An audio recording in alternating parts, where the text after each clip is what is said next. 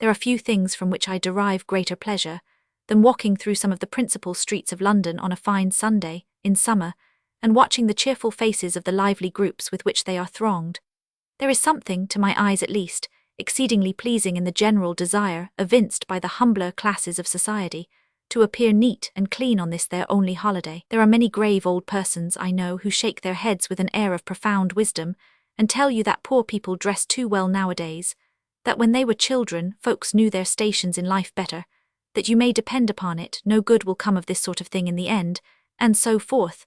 But I fancy I can discern in the fine bonnet of the working man's wife, or the feather-bedizened hat of his child, no inconsiderable evidence of good feeling on the part of the man himself, and an affectionate desire to expend the few shillings he can spare from his week's wages in improving the appearance and adding to the happiness of those who are nearest and dearest to him. This may be a very heinous and unbecoming degree of vanity, perhaps, and the money might possibly be applied to better uses. It must not be forgotten, however, that it might very easily be devoted to worse, and if 2 or 3 faces can be rendered happy and contented by a trifling improvement of outward appearance, I cannot help thinking that the object is very cheaply purchased, even at the expense of a smart gown or a gaudy riband. There is a great deal of very unnecessary cant about the overdressing of the common people. There is not a manufacturer or tradesman in existence who would not employ a man who takes a reasonable degree of pride in the appearance of himself and those about him, in preference to a sullen, slovenly fellow who works doggedly on, regardless of his own clothing and that of his wife and children, and seeming to take pleasure or pride in nothing. The pampered aristocrat, whose life is one continued round of licentious pleasures and sensual gratifications, or the gloomy enthusiast, who detests the cheerful amusements he can never enjoy, and envies the healthy feelings he can never know, and who would put down the one and suppress the other, until he made the minds of his fellow beings as besotted and distorted as his own. Neither of these men can by possibility form an adequate notion of what Sunday really is to those whose lives are spent in sedentary or laborious occupations, and who are accustomed to look forward to it through their whole existence as their only day of rest from toil and innocent enjoyment. The sun that rises over the quiet streets of London on a bright Sunday morning shines till his setting on gay and happy faces. Here and there, so early as 6 o'clock, a young man and woman in their best attire may be seen hurrying along on their way to the house of some acquaintance, who is included in their scheme of pleasure for the day, from whence, after stopping to take a bit of breakfast, they sally forth, accompanied by several old people and a whole crowd of young ones bearing large hand-baskets full of provisions, and belcher handkerchiefs done up in bundles, with the neck of a bottle sticking out at the top, and closely packed apples bulging out at the sides. And away they hurry along the streets leading to the steam packet wharfs, which are already plentifully sprinkled with parties bound for the same destination. Their good humour and delight know no bounds, for it is a delightful morning, all blue overhead, and nothing like a cloud in the whole sky. And even the air of the river at London Bridge is something to them, shut up as they have been all the week in close streets and heated rooms. There are dozens of steamers to all sorts of places, Gravesend, Greenwich and Richmond, and such numbers of people that when you have once sat down on the deck, it is all but a moral impossibility to get up again, to say nothing of walking about, which is entirely out of the question. Away they go, joking and laughing and eating and drinking, and admiring everything they see, and pleased with everything they hear, to climb Windmill Hill and catch a glimpse of the rich cornfields and beautiful orchards of Kent, or to stroll among the fine old trees of Greenwich Park, and survey the wonders of Shooter's Hill and Lady James's Folly, or to glide past the beautiful meadows of Twickenham and Richmond, and to gaze with a delight which only people like them can know, on every lovely object in the fair prospect around. Boat follows boat, and coach succeeds coach for the next 3 hours, but all are filled and all with the same kind of people, neat and clean, cheerful and contented. They reach their places of destination, and the taverns are crowded, but there is no drunkenness or brawling, for the class of men who commit the enormity of making Sunday excursions take their families with them, and this in itself would be a check upon them, even if they were inclined to dissipation, which they really are not. Boisterous their mirth may be, for they have all the excitement of feeling that fresh air and green fields can impart to the dwellers in crowded cities, but it is innocent and harmless. The glass is circulated, and the joke goes round, but the one is free from excess and the other from offence, and nothing but good humour and hilarity prevail. In streets like Holborn and Tottenham Court Road, which form the central market of a large neighbourhood, inhabited by a vast number of mechanics and poor people. A few shops are open at an early hour of the morning, and a very poor man, with a thin and sickly woman by his side, may be seen with their little basket in hand, purchasing the scanty quantity of necessaries they can afford, which the time at which the man receives his wages, or his having a good deal of work to do, or the woman's having been out charing till a late hour, prevented their procuring overnight. The coffee shops too, at which clerks and young men employed in counting houses can procure their breakfasts, are also open. This class comprises, in a place like London, an enormous number of people, whose limited means prevent their engaging for their lodgings any other apartment than a bedroom, and who have consequently no alternative but to take their breakfasts at a coffee shop, or go without it altogether. All these places, however, are quickly closed, and by the time the church bells begin to ring, all appearance of traffic has ceased. And then, what are the signs of immorality that meet the eye? Churches are well filled, and dissenters' chapels are crowded to suffocation. There is no preaching to empty benches, while the drunken and dissolute populace run riot in the streets. Here is a fashionable church, where the service commences at a late hour, for the accommodation of such members of the congregation, and they are not a few, as may happen to have lingered at the opera far into the morning of the Sabbath, an excellent contrivance for poising the balance between God and mammon, and illustrating the ease with which a man's duties to both may be accommodated and adjusted. How the carriages rattle up, and deposit their richly dressed burdens beneath the lofty portico. The powdered footmen glide along the aisle, place the richly bound prayer books on the pew desks, slam the doors and hurry away, leaving the fashionable members of the congregation to inspect each other through their glasses, and to dazzle and glitter in the eyes of the few shabby people in the free seats. The organ peals forth, the hired singers commence a short hymn, and the congregation condescendingly rise, stare about them, and converse in whispers. The clergyman enters the reading desk, a young man of noble family and elegant demeanour, notorious at Cambridge for his knowledge of horseflesh and dancers, and celebrated at Eton for his hopeless stupidity. The service commences. Mark the soft voice in which he reads, and the impressive manner in which he applies his white hand, studded with brilliants, to his perfumed hair. Observe the graceful emphasis with which he offers up the prayers for the king, the royal family, and all the nobility, and the nonchalance with which he hurries over the more uncomfortable portions of the service. The seventh commandment, for instance, with a studied regard for the taste and feeling of his auditors, only to be equalled by that displayed by the sleek divine who succeeds him, who murmurs in a voice kept down by rich feeding, most comfortable doctrines for exactly 12 minutes, and then arrives at the anxiously expected now to God, which is the signal for the dismissal of the congregation. The organ is again heard. Those who have been asleep wake up, and those who have kept awake smile and seem greatly relieved. Bows and congratulations are exchanged. The livery servants are all bustle and commotion. Bang go the steps, up jump the footmen, and off rattle the carriages. The inmates discoursing on the dresses of the congregation, and congratulating themselves on having set so excellent an example to the community in general, and Sunday pleasurers in particular. Enter a less orthodox place of religious worship, and observe the contrast. A small close chapel with a whitewashed wall and plain deal pews and pulpit contains a closely packed congregation, as different in dress as they are opposed in manner, to that we have just quitted. The hymn is sung, not by paid singers, but by the whole assembly at the loudest pitch of their voices, unaccompanied by any musical instrument, the words being given out, 2 lines at a time, by the clerk. There is something in the sonorous quavering of the harsh voices, in the lank and hollow faces of the men, and the sour solemnity of the women, which bespeaks this a stronghold of intolerant zeal and ignorant enthusiasm. The preacher enters the pulpit. He is a coarse, hard-faced man of forbidding aspect, clad in rusty black, and bearing in his hand a small plain Bible from which he selects some passage for his text.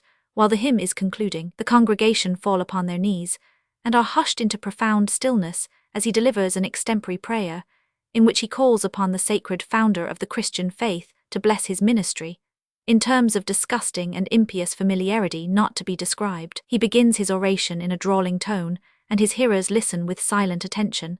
He grows warmer as he proceeds with his subject, and his gesticulation becomes proportionately violent. He clenches his fists, beats the book upon the desk before him, and swings his arms wildly about his head. The congregation murmur their acquiescence in his doctrines, and a short groan occasionally bears testimony to the moving nature of his eloquence. Encouraged by these symptoms of approval, and working himself up to a pitch of enthusiasm amounting almost to frenzy, He denounces Sabbath breakers with the direst vengeance of offended heaven. He stretches his body half out of the pulpit, thrusts forth his arms with frantic gestures, and blasphemously calls upon the deity to visit with eternal torments those who turn aside from the word, as interpreted and preached by himself. A low moaning is heard, the women rock their bodies to and fro and wring their hands. The preacher's fervor increases, the perspiration starts upon his brow, his face is flushed, and he clenches his hands convulsively, as he draws a hideous and appalling picture of the horrors preparing for the wicked in a future state. A great excitement is visible among his hearers, a scream is heard, and some young girl falls senseless on the floor. There is a momentary rustle, but it is only for a moment. All eyes are turned towards the preacher. He pauses, passes his handkerchief across his face, and looks complacently round. His voice resumes its natural tone. As with mock humility, he offers up a thanksgiving for having been successful in his efforts, and having been permitted to rescue one sinner from the path of evil. He sinks back into his seat, exhausted with the violence of his ravings. The girl is removed, a hymn is sung, a petition for some measure for securing the better observance of the Sabbath, which has been prepared by the good man, is read, and his worshipping admirers struggle who shall be the first to sign it. But the morning service has concluded, and the streets are again crowded with people. Long rows of cleanly dressed charity children, preceded by a portly beadle and a withered schoolmaster, are returning to their welcome dinner. And it is evident, from the number of men with beer trays who are running from house to house, that no inconsiderable portion of the population are about to take theirs at this early hour. The bakers' shops in the humbler suburbs especially are filled with men, women and children, each anxiously waiting for the Sunday dinner. Look at the group of children who surround that working man who has just emerged from the baker's shop at the corner of the street, with the reeking dish, in which a diminutive joint of mutton simmers above a vast heap of half-browned potatoes. How the young rogues clap their hands, and dance round their father for very joy at the prospect of the feast, and how anxiously the youngest and chubbiest of the lot lingers on tiptoe by his side, trying to get a peep into the interior of the dish. They turn up the street, and the chubby-faced boy trots on as fast as his little legs will carry him, to herald the approach of the dinner to mother, who is standing with a baby in her arms on the doorstep, and who seems almost as pleased with the whole scene as the children themselves. Whereupon baby, not precisely understanding the importance of the business in hand, but clearly perceiving that it is something unusually lively, kicks and crows most lustily, to the unspeakable delight of all the children and both the parents, and the dinner is borne into the house amidst a shouting of small voices and jumping of fat legs, which would fill Sir Andrew Agnew with astonishment. As well it might, seeing that baronets, generally speaking, eat pretty comfortable dinners all the week through, and cannot be expected to understand what people feel, who only have a meat dinner on one day out of every 7. The bakings being all duly consigned to their respective owners, and the beer man having gone his rounds, the church bells ring for afternoon service, the shops are again closed, and the streets are more than ever thronged with people. Some who have not been to church in the morning going to it now, others who have been to church going out for a walk, and others, let us admit the full measure of their guilt, going for a walk who have not been to church at all.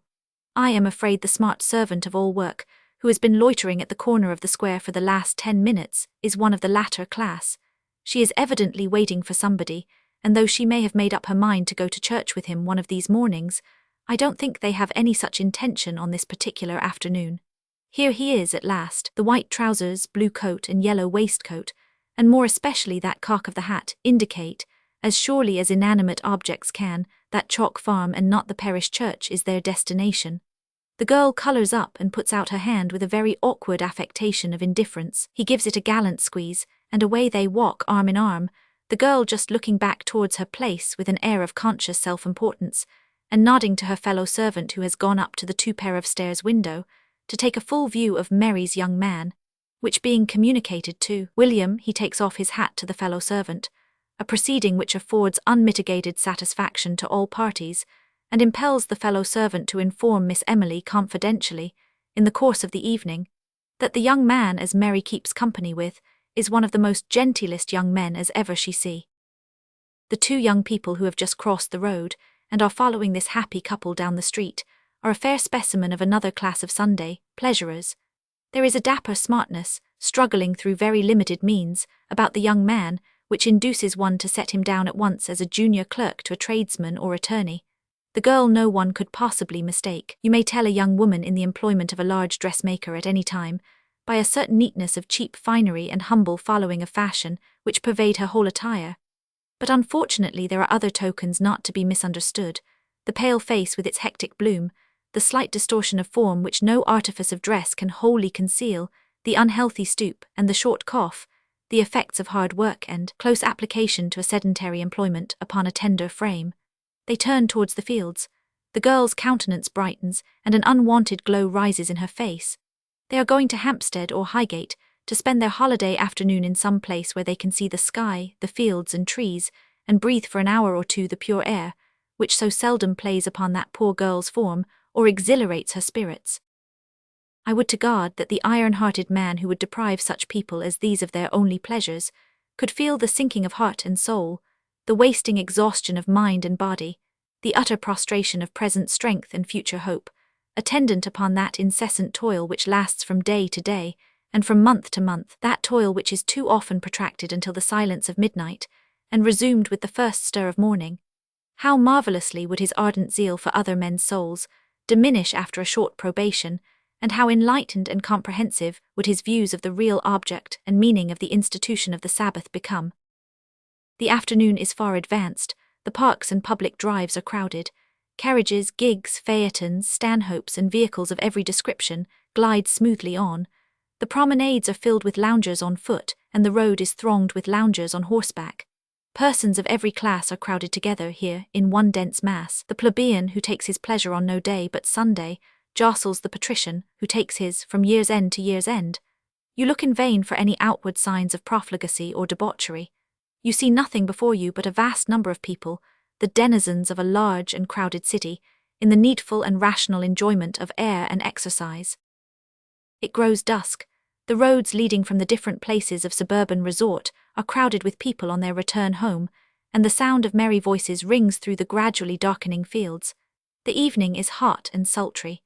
The rich man throws open the sashes of his spacious dining room and quaffs his iced wine in splendid luxury. The poor man, who has no room to take his meals in, but the close apartment to which he and his family have been confined throughout the week, sits in the tea-garden of some famous tavern, and drinks his beer in content and comfort. The fields and roads are gradually deserted, the crowd once more pour into the streets, and disperse to their several homes, and by midnight all is silent and quiet, save where a few stragglers linger beneath the window of some great man's house, to listen to the strains of music from within, or stop to gaze upon the splendid carriages which are waiting to convey the guests from the dinner party of an earl. There is a darker side to this picture, on which, so far from its being any part of my purpose to conceal it, I wish to lay particular stress.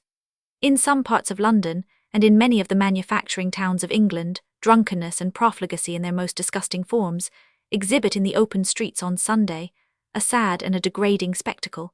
We need go no farther than St. Giles's or Drury Lane for sights and scenes of a most repulsive nature. Women with scarcely the articles of apparel which common decency requires, with forms bloated by disease, and faces rendered hideous by habitual drunkenness, men reeling and staggering along, children in rags and filth, whole streets of squalid and miserable appearance, whose inhabitants are lounging in the public road, fighting, screaming, and swearing. These are the common objects which present themselves in, these are the well-known characteristics of, that portion of London to which I have just referred. And why is it that all well-disposed persons are shocked, and public decency scandalized by such exhibitions? These people are poor, that is notorious. It may be said that they spend in liquor money with which they might purchase necessaries, and there is no denying the fact. But let it be remembered that even if they applied every farthing of their earnings in the best possible way, they would still be very, very poor. Their dwellings are necessarily uncomfortable, and to a certain degree unhealthy. Cleanliness might do much, but they are too crowded together, the streets are too narrow, and the rooms too small to admit of their ever being rendered desirable habitations. They work very hard all the week. We know that the effect of prolonged and arduous labor is to produce, when a period of rest does arrive, a sensation of lassitude which it requires the application of some stimulus to overcome. What stimulus have they? Sunday comes, and with it a cessation of labor. How are they to employ the day, or what inducement have they to employ it in recruiting their stock of health? They see little parties on pleasure excursions passing through the streets, but they cannot imitate their example, for they have not the means. They may walk, to be sure, but it is exactly the inducement to walk that they require. If every one of these men knew that by taking the trouble to walk 2 or 3 miles he would be enabled to share in a good game of cricket, or some athletic sport, I very much question whether any of them would remain at home. But you hold out no inducement, you offer no relief from listlessness, you provide nothing to amuse his mind, you afford him no means of exercising his body. Unwashed and unshaven, he saunters moodily about, weary and dejected. In lieu of the wholesome stimulus he might derive from nature, you drive him to the pernicious excitement to be gained from art. He flies to the gin-shop as his only resource. And when, reduced to a worse level than the lowest brute in the scale of creation, he lies wallowing in the kennel, your saintly lawgivers lift up their hands to heaven, and exclaim for a law which shall convert the day intended for rest and cheerfulness into one of universal gloom, bigotry, and persecution. Chapter 2. As Sabbath bills would make it.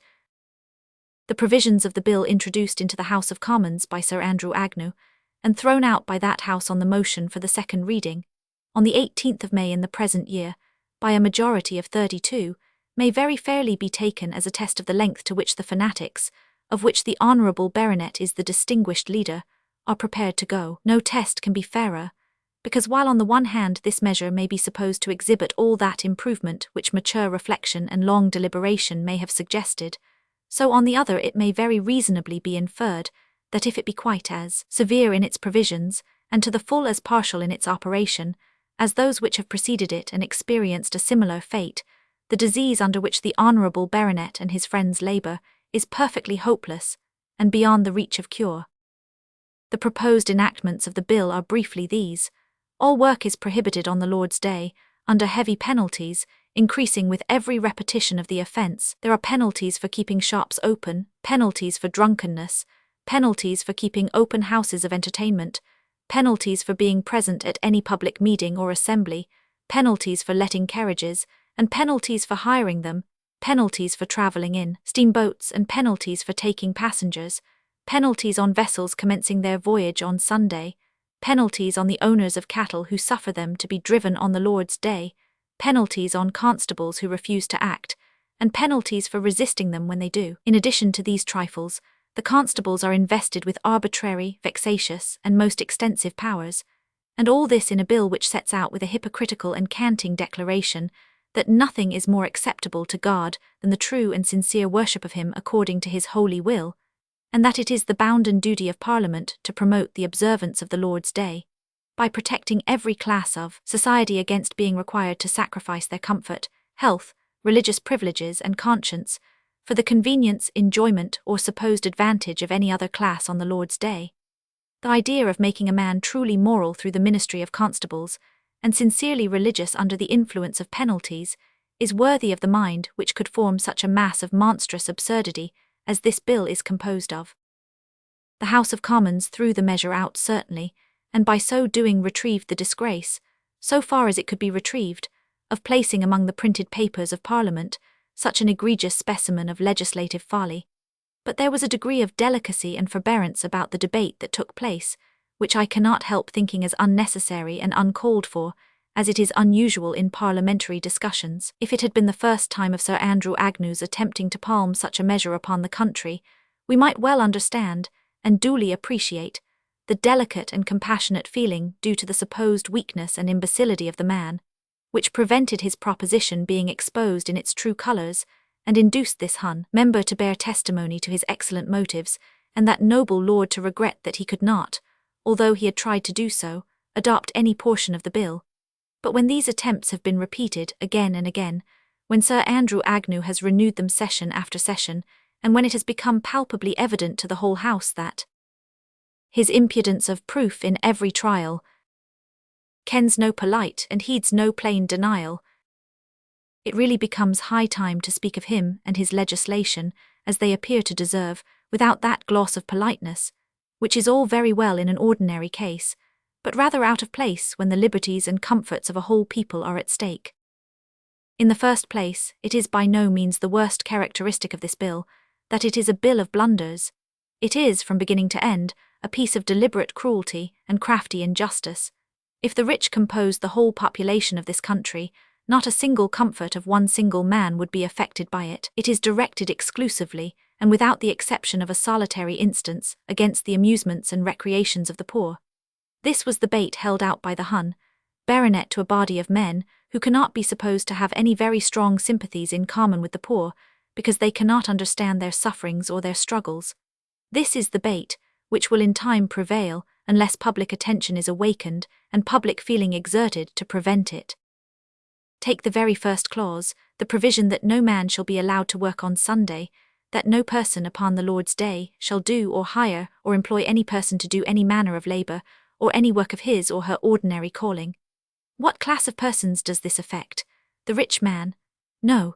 Menial servants, both male and female, are specially exempted from the operation of the bill. Menial servants are among the poor people. The bill has no regard for them. The baronet's dinner must be cooked on Sunday, the bishop's horses must be groomed, and the peer's carriage must be driven. So the menial servants are put utterly beyond the pale of grace, unless indeed they are to go to heaven through the sanctity of their masters, and possibly they might think even that rather an uncertain passport. There is a penalty for keeping open houses of entertainment.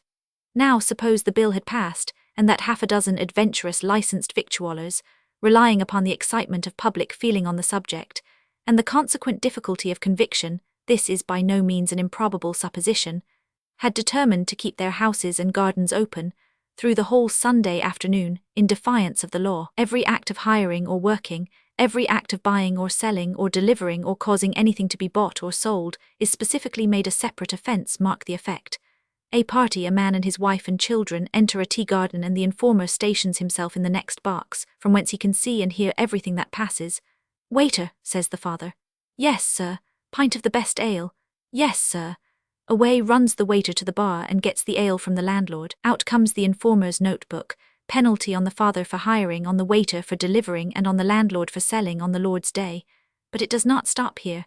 The waiter delivers the ale and darts off, little suspecting the penalties in store for him. "Harlow," cries the father. "Waiter." "Yes, sir." "Just get this little boy a biscuit, will you?" "Yes, sir." Off runs the waiter again, and down goes another case of hiring, another case of delivering, and another case of selling. And so it would go on ad infinitum, the sum and substance of the matter being that every time a man or woman cried, "Waiter," on Sunday, he or she would be fined not less than 40 shillings, nor more than 100. And every time a waiter replied, "Yes, sir," he and his master would be fined in the same amount, with the addition of a new sort of window duty on the landlord, to wit, a tax of 20 shillings an hour for every hour beyond the first one, during which he should have his shutters down on the Sabbath.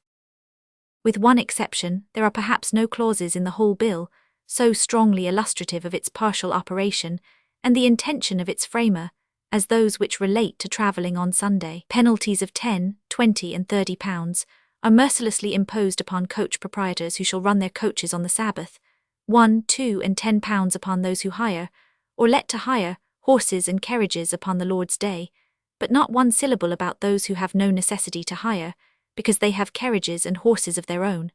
Not one word of a penalty on liveried coachmen and footmen. The whole of the saintly venom is directed against the hired cabriolet, the humble fly, or the rumbling hackney coach, which enables a man of the poorer class to escape for a few hours from the smoke and dirt, in the midst of which he has been confined throughout the week, while the escutcheoned carriage and the dashing cab may whirl their wealthy owners to Sunday feasts and private oratorios, setting constables, informers, and penalties at defiance. Again, in the description of the places of public resort which it is rendered criminal to attend on Sunday, there are no words comprising a very fashionable promenade. Public discussions, public debates, public lectures and speeches are cautiously guarded against, for it is by their means that the people become enlightened enough to deride the last efforts of bigotry and superstition. There is a stringent provision for punishing the poor man who spends an hour in a newsroom, but there is nothing to prevent the rich one from lounging away the day in the zoological gardens. There is, in 4 words, a mock proviso, which affects to forbid travelling with any animal on the Lord's day. This, however, is revoked, as relates to the rich man, by a subsequent provision. We have then a penalty of not less than 50, nor more than 100 pounds, upon any person participating in the control, or having the command of any vessel which shall commence her voyage on the Lord's day, should the wind prove favourable, the next time this bill is brought forward, which will no doubt be at an early period of the next session of Parliament. Perhaps it will be better to amend this clause by declaring that from and after the passing of the Act, it shall be deemed unlawful for the wind to blow at all upon the Sabbath.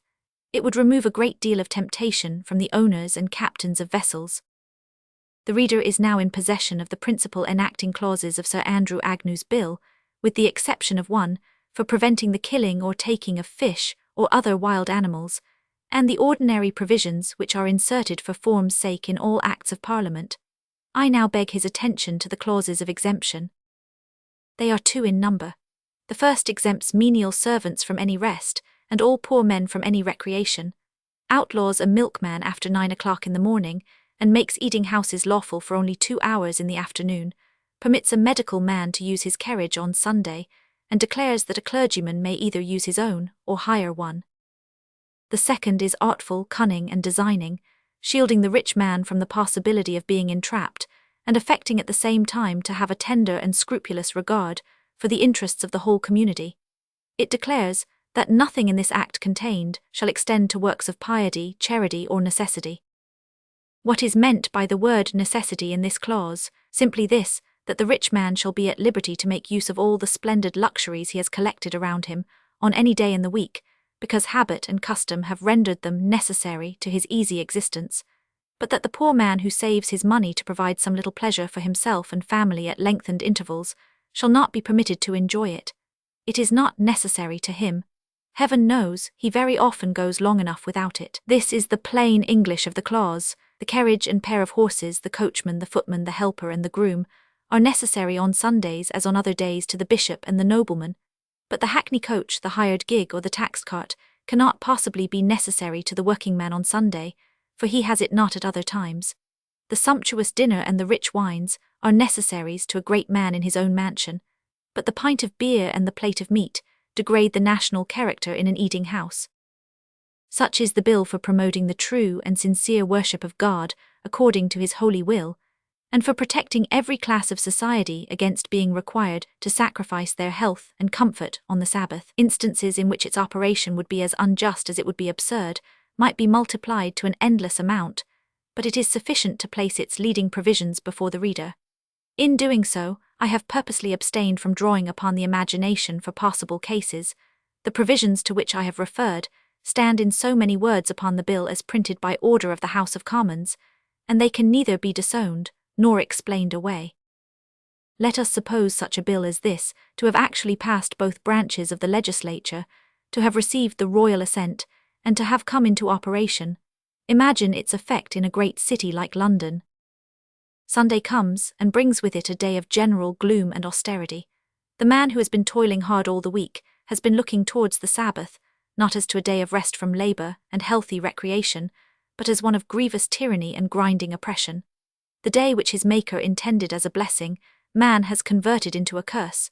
Instead of being hailed by him as his period of relaxation, he finds it remarkable only as depriving him of every comfort and enjoyment. He has many children about him, all sent into the world at an early age to struggle for a livelihood. One is kept in a warehouse all day, with an interval of rest too short to enable him to reach home. Another walks 4 or 5 miles to his employment at the docks. A third earns a few shillings weekly as an errand boy or office messenger, and the employment of the man himself detains him at some distance from his home from morning till night. Sunday is the only day on which they could all meet together and enjoy a homely meal in social comfort, and now they sit down to a cold and cheerless dinner. The pious guardians of the man's salvation having, in their regard for the welfare of his precious soul, shut up the bakers' shops. The fire blazes high in the kitchen chimney of these well-fed hypocrites, and the rich steams of the savoury dinner scent the air. What care they to be told that this class of men have neither a place to cook in, nor means to bear the expense if they had? Look into your churches, diminished congregations, and scanty attendance. People have grown sullen and obstinate, and are becoming disgusted with the faith which condemns them to such a day as this, once in every 7. And as you cannot make people religious by Act of Parliament, or force them to church by constables, they display their feeling by staying away. Turn into the streets and mark the rigid gloom that reigns over everything around. The roads are empty, the fields are deserted, the houses of entertainment are closed. Groups of filthy and discontented-looking men are idling about at the street corners or sleeping in the sun, but there are no decently dressed people of the poorer class passing to and fro. Where should they walk to? It would take them an hour at least to get into the fields, and when they reached them, they could procure neither bite nor sup, without the informer and the penalty. Now and then, a carriage rolls smoothly on, or a well-mounted horseman, followed by a liveried attendant, canters by. But with these exceptions, all is as melancholy and quiet as if a pestilence had fallen on the city. Bend your steps through the narrow and thickly inhabited streets, and observe the sallow faces of the men and women who are lounging at the doors, or lolling from the windows. Regard well the closeness of these crowded rooms, and the noisome exhalations that rise from the drains and kennels, and then laud the triumph of religion and morality, which condemns people to drag their lives out in such stews as these, and makes it criminal for them to eat or drink in the fresh air, or under the clear sky. Here and there from some half-opened window, the loud shout of drunken revelry strikes upon the ear, and the noise of oaths and quarrelling, the effect of the close and heated atmosphere, is heard on all sides. See how the men all rush to join the crowd that are making their way down the street, and how loud the execrations of the mob become as they draw nearer. They have assembled round a little knot of constables, who have seized the stock and trade, heinously exposed on Sunday, of some miserable walking-stick seller, who follows clamouring for his property. The dispute grows warmer and fiercer, until at last some of the more furious among the crowd rush forward to restore the goods to their owner. A general conflict takes place, the sticks of the constables are exercised in all directions, fresh assistance is procured, and half a dozen of the assailants are conveyed to the station house, struggling, bleeding and cursing. The case is taken to the police office on the following morning, and after a frightful amount of perjury on both sides, the men are sent to prison for resisting the officers, their families to the workhouse to keep them from starving, and there they both remain for a month afterwards, glorious trophies of the sanctified enforcement of the Christian Sabbath. Add to such scenes as these the profligacy, idleness, drunkenness, and vice that will be committed to an extent which no man can foresee, on Monday, as an atonement for the restraint of the preceding day, and you have a very faint and imperfect picture of the religious effects of this Sunday legislation, supposing it could ever be forced upon the people. But let those who advocate the cause of fanaticism reflect well upon the probable issue of their endeavours. They may by perseverance succeed with Parliament. Let them ponder on the probability of succeeding with the people. You may deny the concession of a political question for a time, and a nation will bear it patiently. Strike home to the comforts of every man's fireside, tamper with every man's freedom and liberty, and 1 month, 1 week may rouse a feeling abroad, which a king would gladly yield his crown to quell, and a peer would resign his coronet to allay. It is the custom to affect a deference for the motives of those who advocate these measures, and a respect for the feelings by which they are actuated. They do not deserve it. If they legislate in ignorance, they are criminal and dishonest. If they do so with their eyes open, they commit wilful injustice. In either case, they bring religion into contempt. But they do not legislate in ignorance. Public prince and public men have pointed out to them again and again the consequences of their proceedings. If they persist in thrusting themselves forward, let those consequences rest upon their own heads, and let them be content to stand upon their own merits.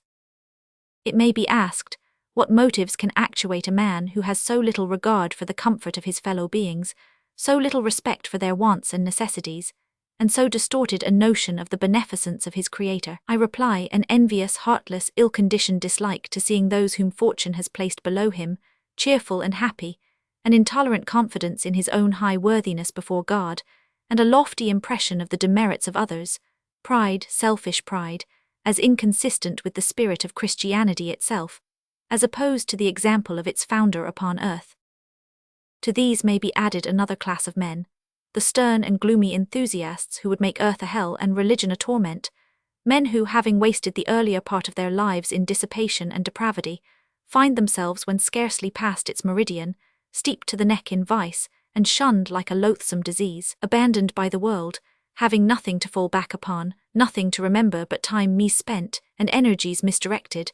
They turn their eyes and not their thoughts to heaven, and delude themselves into the impious belief that in denouncing the lightness of heart of which they cannot partake, and the rational pleasures from which they never derived enjoyment, they are more than remedying the sins of their old career, and, like the founders of monasteries and builders of churches in ruder days, establishing a good set claim upon their Maker. Chapter 3. As it might be made. The supporters of Sabbath bills, and more especially the extreme class of dissenters, lay great stress upon the declarations occasionally made by criminals from the condemned cell or the scaffold, that to Sabbath breaking they attribute their first deviation from the path of rectitude. And they point to these statements as an incontestable proof of the evil consequences which await a departure from that strict and rigid observance of the Sabbath which they uphold. I cannot help thinking that in this, as in almost every other respect connected with the subject, there is a considerable degree of cant, and a very great deal of wilful blindness, if a man be viciously disposed, and with very few exceptions, not a man dies by the executioner's hands, who has not been in one way or other a most abandoned and profligate character for many years. If a man be viciously disposed, there is no doubt that he will turn his Sunday to bad account, that he will take advantage of it to dissipate with other bad characters as vile as himself, and that in this way he may trace his first yielding to temptation, possibly his first commission of crime, to an infringement of the Sabbath. But this would be an argument against any holiday at all. If his holiday had been Wednesday instead of Sunday, and he had devoted it to the same improper uses, it would have been productive of the same results. It is too much to judge of the character of a whole people by the confessions of the very worst members of society. It is not fair to cry down things which are harmless in themselves, because evil-disposed men may turn them to bad account. Who ever thought of deprecating the teaching poor people to write, because some porter in a warehouse had committed forgery? Or into what man's head did it ever enter to prevent the crowding of churches, because it afforded a temptation for the picking of pockets? When the Book of Sports, for allowing the peasantry of England to divert themselves with certain games in the open air, on Sundays after evening service, was published by Charles I, it is needless to say the English people were comparatively rude and uncivilized, and yet it is extraordinary to how few excesses it gave rise, even in that day, when men's minds were not enlightened, or their passions moderated, by the influence of education and refinement, that some excesses were committed through its means in the remoter parts of the country, and that it was discontinued in those places, in consequence, cannot be denied. But generally speaking, there is no proof whatever on record of its having had any tendency to increase crime, or to lower the character of the people. The Puritans of that time were as much opposed to harmless recreations and healthful amusements as those of the present day, and it is amusing to observe that each in their generation advance precisely the same description of arguments. In the British Museum there is a curious pamphlet got up by the Agnews of Charles's time, entitled A Divine Tragedy Lately Acted, or a collection of sundry memorable examples of God's judgments upon Sabbath breakers, and other like libertines in their unlawful sports, happening within the realm of England, in the compass only of 2 years last past, since the Book of Sports was published, worthy to be known and considered of all men, especially such who are guilty of the sin or arch-patrons thereof.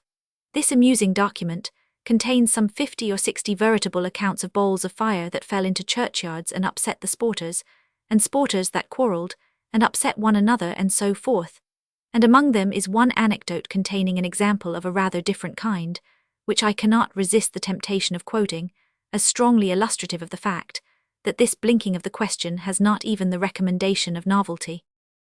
A woman about Northampton, the same day that she heard the Book for Sports read, went immediately, and having 3 pence in her purse, hired a fellow to go to the next town to fetch a minstrel, who coming she with others fell a dancing which continued within night.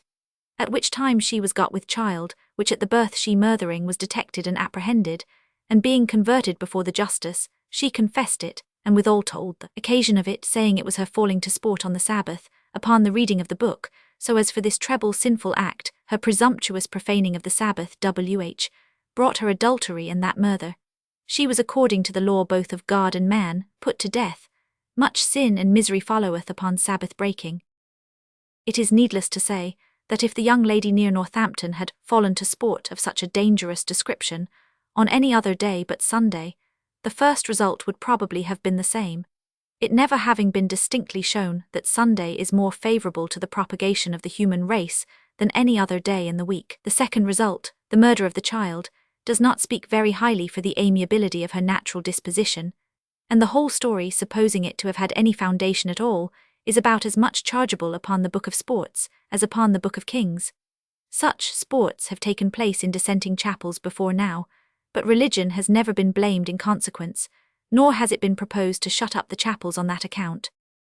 The question then very fairly arises, whether we have any reason to suppose that allowing games in the open air on Sundays, or even providing the means of amusement for the humbler classes of society on that day, would be hurtful and injurious to the character and morals of the people. I was travelling in the west of England a summer or two back, and was induced by the beauty of the scenery and the seclusion of the spot to remain for the night in a small village, distant about 70 miles from London. The next morning was Sunday, and I walked out towards the church. Groups of people, the whole population of the little hamlet apparently, were hastening in the same direction. Cheerful and good-humoured congratulations were heard on all sides, as neighbours overtook each other and walked on in company. Occasionally I passed an aged couple, whose married daughter and her husband were loitering by the side of the old people, accommodating their rate of walking to their feeble pace, while a little knot of children hurried on before.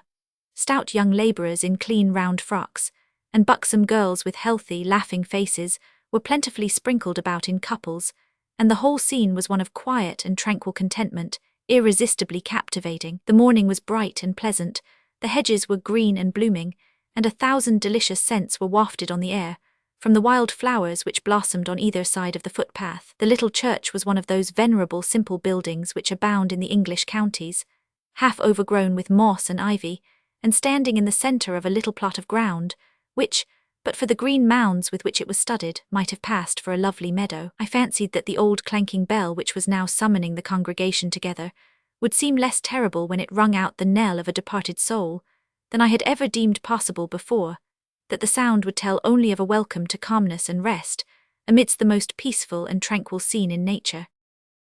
I followed into the church, a low-roofed building with small arched windows, through which the sun's rays streamed upon a plain tablet on the opposite wall, which had once recorded names, now as undistinguishable on its worn surface as were the bones beneath, from the dust into which they had resolved. The impressive service of the Church of England was spoken, not merely read, by a grey-headed minister, and the responses delivered by his auditors, with an air of sincere devotion as far removed from affectation or display, as from coldness or indifference. The psalms were accompanied by a few instrumental performers, who were stationed in a small gallery extending across the church at the lower end, over the door, and the voices were led by the clerk, who, it was evident, derived no slight pride and gratification from this portion of the service.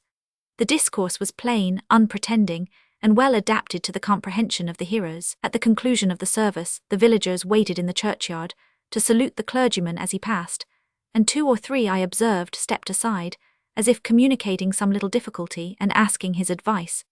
This, to guess from the homely bows and other rustic expressions of gratitude, the old gentleman readily conceded. He seemed intimately acquainted with the circumstances of all his parishioners, for I heard him inquire after one man's youngest child, another man's wife, and so forth, and that he was fond of his joke, I discovered from overhearing him ask a stout, fresh-coloured young fellow, with a very pretty, bashful-looking girl on his arm, when those banns were to be put up. An inquiry which made the young fellow more fresh-coloured, and the girl more bashful, and which, strange to say, caused a great many other girls who were standing round to colour up also and look anywhere but in the faces of their male companions. As I approached this spot in the evening about half an hour before sunset, I was surprised to hear the hum of voices, and occasionally a shout of merriment from the meadow beyond the churchyard, which I found, when I reached the stile, to be occasioned by a very animated game of cricket, in which the boys and young men of the place were engaged, while the females and old people were scattered about, some seated on the grass watching the progress of the game, and others sauntering about in groups of 2 or 3, gathering little nosegays of wild roses and hedge flowers. I could not but take notice of one old man in particular, with a bright-eyed granddaughter by his side, who was giving a sunburnt young fellow some instructions in the game, which he received with an air of profound deference, but with an occasional glance at the girl, which induced me to think that his attention was rather distracted from the old gentleman's narration of the fruits of his experience. When it was his turn at the wicket, too, there was a glance towards the pair every now and then, which the old grandfather very complacently considered as an appeal to his judgment of a particular hit, but which a certain blush in the girl's face, and a downcast look of the bright eye, led me to believe was intended for somebody else than the old man, and understood by somebody else, too, or I am much mistaken. I was in the very height of the pleasure which the contemplation of this scene afforded me, when I saw the old clergyman making his way towards us. I trembled for an angry interruption to the sport, and was almost on the point of crying out, to warn the cricketers of his approach. He was so close upon me, however, that I could do nothing but remain still and anticipate the reproof that was preparing. What was my agreeable surprise to see the old gentleman standing at the stile, with his hands in his pockets, surveying the whole scene with evident satisfaction. And how dull I must have been not to have known till my friend the grandfather, who, by the by, said he had been a wonderful cricketer in his time, told me that it was the clergyman himself who had established the whole thing, that it was his field they played in, and that it was he who had purchased stumps, bats, ball, and all. It is such scenes as this I would see near London on a Sunday evening. It is such men as this who would do more in 1 year to make people properly religious, cheerful, and contented than all the legislation of a century could ever accomplish. It will be said, it has been very often, that it would be matter of perfect impossibility to make amusements and exercises succeed in large towns, which may be very well adapted to a country population. Here again, we are called upon to yield to bare assertions on matters of belief and opinion, as if they were established and undoubted facts. That there is a wide difference between the two cases, no one will be prepared to dispute. That the difference is such as to prevent the application of the same principle to both, no reasonable man, I think, will be disposed to maintain. The great majority of the people who make holiday on Sunday now are industrious, orderly, and well-behaved persons. It is not unreasonable to suppose that they would be no more inclined to an abuse of pleasures provided for them than they are to an abuse of the pleasures they provide for themselves. And if any people, for want of something better to do, resort to criminal practices on the Sabbath as at present observed, no better remedy for the evil can be imagined than giving them the opportunity of doing something which will amuse them and hurt nobody else. The propriety of opening the British Museum to respectable people on Sunday has lately been the subject of some discussion. I think it would puzzle the most austere of the Sunday legislators to assign any valid reason for opposing so sensible a proposition. The museum contains rich specimens from all the vast museums and repositories of nature, and rare and curious fragments of the mighty works of art in bygone ages, all calculated to awaken contemplation and inquiry, and to tend to the enlightenment and improvement of the people. But attendance would be necessary, and a few men would be employed upon the Sabbath. They certainly would, but how many? Why, if the British Museum and the National Gallery and the Gallery of Practical Science and every other exhibition in London, from which knowledge is to be derived and information gained, were to be thrown open on a Sunday afternoon, not 50 people would be required to preside over the whole, and it would take treble the number to enforce a Sabbath bill in any 3 populous parishes. I should like to see some large field or open piece of ground in every outskirt of London exhibiting each Sunday evening on a larger scale, the scene of the little country meadow. I should like to see the time arrive when a man's attendance to his religious duties might be left to that religious feeling which most men possess in a greater or less degree, but which was never forced into the breast of any man by menace or restraint. I should like to see the time when Sunday might be looked forward to as a recognized day of relaxation and enjoyment, and when every man might feel, what few men do now, that religion is not incompatible with rational pleasure and needful recreation. How different a picture would the streets and public places then present. The museums and repositories of scientific and useful inventions would be crowded with ingenious mechanics and industrious artisans, all anxious for information, and all unable to procure it at any other time. The spacious saloons would be swarming with practical men, humble in appearance but destined, perhaps, to become the greatest inventors and philosophers of their age. The labourers who now lounge away the day in idleness and intoxication would be seen hurrying along, with cheerful faces and clean attire, not to the close and smoky atmosphere of the public-house, but to the fresh and airy fields.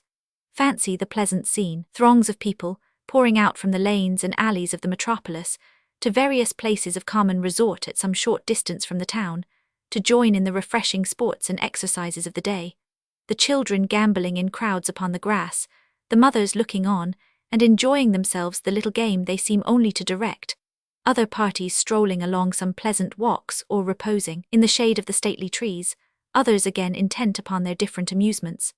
Nothing should be heard on all sides but the sharp stroke of the bat as it sent the ball skimming along the ground, the clear ring of the quoit as it struck upon the iron peg, the noisy murmur of many voices, and the loud shout of mirth and delight, which would awaken the echoes far and wide, till the fields rung with it. The day would pass away, in a series of enjoyments which would awaken no painful reflections when night arrived, for they would be calculated to bring with them only health and contentment.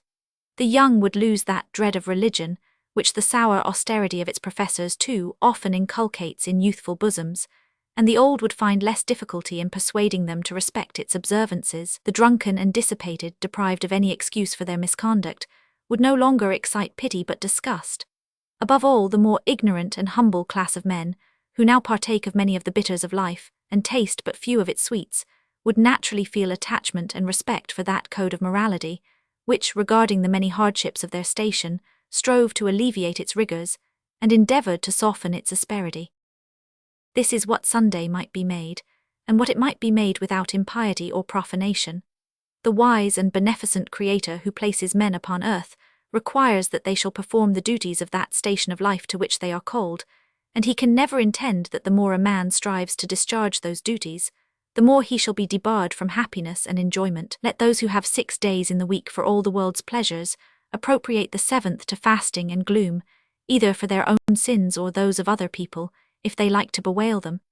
But let those who employ their 6 days in a worthier manner devote their 7th to a different purpose. Let divines set the example of true morality, preach it to their flocks in the morning, and dismiss them to enjoy true rest in the afternoon, and let them select for their text, and let Sunday legislators take for their motto, the words which fell from the lips of that Master, whose precepts they misconstrue and whose lessons they pervert. The Sabbath was made for man, and not man to serve the Sabbath.